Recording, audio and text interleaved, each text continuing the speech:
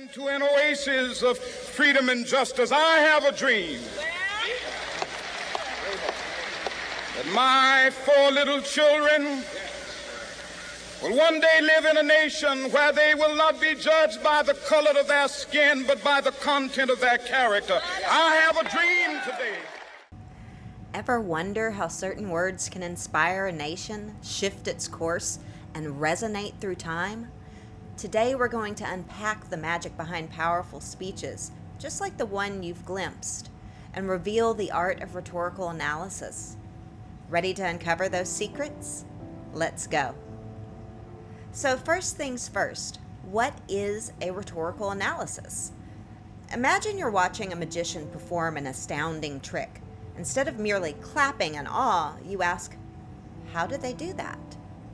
Rhetorical analysis is your magic deciphering tool. It helps you uncover how a piece of writing or speech works to persuade and influence its audience. In other words, it's not about deciding whether you agree with the author or speaker, but understanding the strategies they employ. So let's break that process down step by step, using Dr. King's speech as our guide.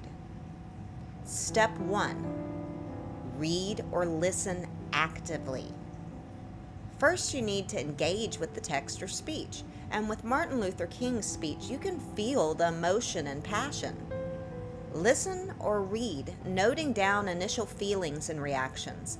This first impression gives you a sense of the overall impact. Step 2. Identify the rhetorical situation. This involves the speaker, audience, purpose, context, and message. For I Have a Dream, we have the speaker as Dr. Martin Luther King Jr.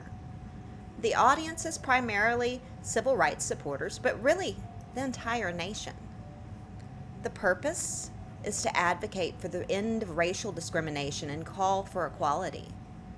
And the context is that it was delivered during the March on Washington for Jobs and Freedom in 1963.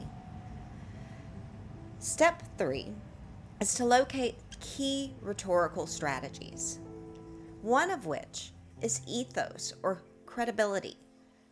Where does the speaker establish credibility? For Martin Luther King, referencing the Emancipation Proclamation offers historical grounding and reinforces his credibility.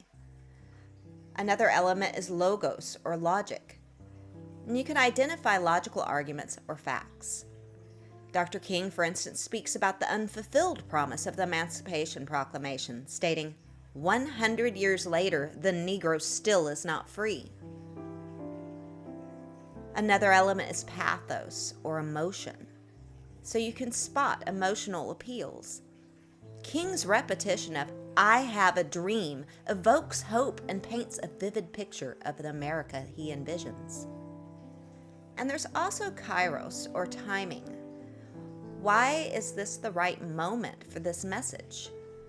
And Martin Luther King's speech came at a critical time during the Civil Rights Movement, making its timing essential. Step 4. Analyze stylistic elements. This is where you look at metaphors, similes, imagery, diction, and tone. For instance, MLK's metaphor, America's given the Negro people a bad check, captures the idea of broken promises. Step 5. Structure your analysis. Use an introduction where you briefly introduce the text, the speaker, and the context. Include a strong thesis statement that answers what major argument or point the speaker is trying to make and what primary rhetorical strategies are employed. Use a body, where you detail the rhetorical strategies using evidence from the text. Discuss ethos, logos, and pathos in separate sections or paragraphs. And finally, you have the conclusion where you sum up the effectiveness of the rhetoric. Did the speaker successfully persuade the audience? And the final step is to draft and revise, because you should always proofread for clarity, coherence, and grammatical accuracy. Seek some feedback if you can as well. And voila!